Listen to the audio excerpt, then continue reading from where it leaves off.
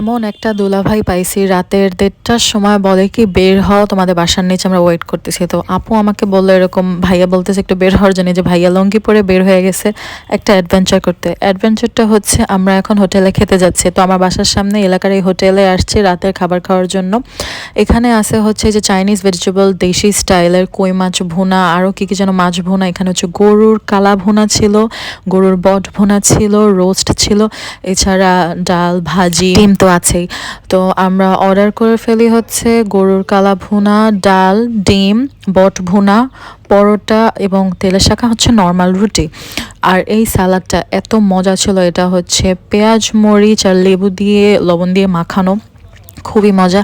সবগুলো খাবার খুবই গরম গরম ছিল, মানে আর বাইট হচ্ছে যত টেস্টি করা যায়। আমি একটু সালাদ দিয়ে এই যে কালা ভুনাটা খাবো পরোটা দিয়ে, এভাবে করে কী যে মজা ছিল। এরকম অ্যাডভেঞ্চার নাই যে ভাইয়া করতে খুবই পছন্দ করে, তো আমাদেরকেও এখন সাথে ইনক্লুড করে, একটা গার্ডিয়ানও হয়েছে। শীতকালের রাত 1:30টায় এত মানুষ হোটেলে দেখে তো আমি একদম অবাক হয়ে গেছি। সবাই খাওয়া দাওয়া করার জন্য আসছে, আর এখানে তো আমি মজার ঠেলায় খেয়ে নাচানাচি শুরু করে দেব।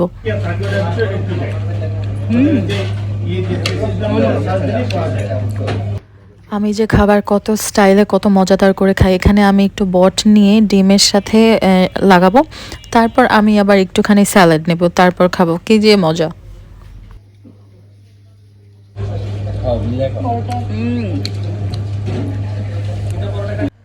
এই হলো আমার লাস্ট বাইট, যেটা হবে সবচেয়ে মজাদার আর বিগ বাইট।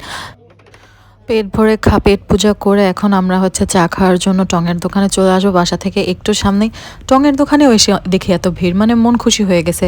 তো আমি এখানে দুধ চা খাবো, আর আপু আর ভাইয়া হচ্ছে পান খাবে।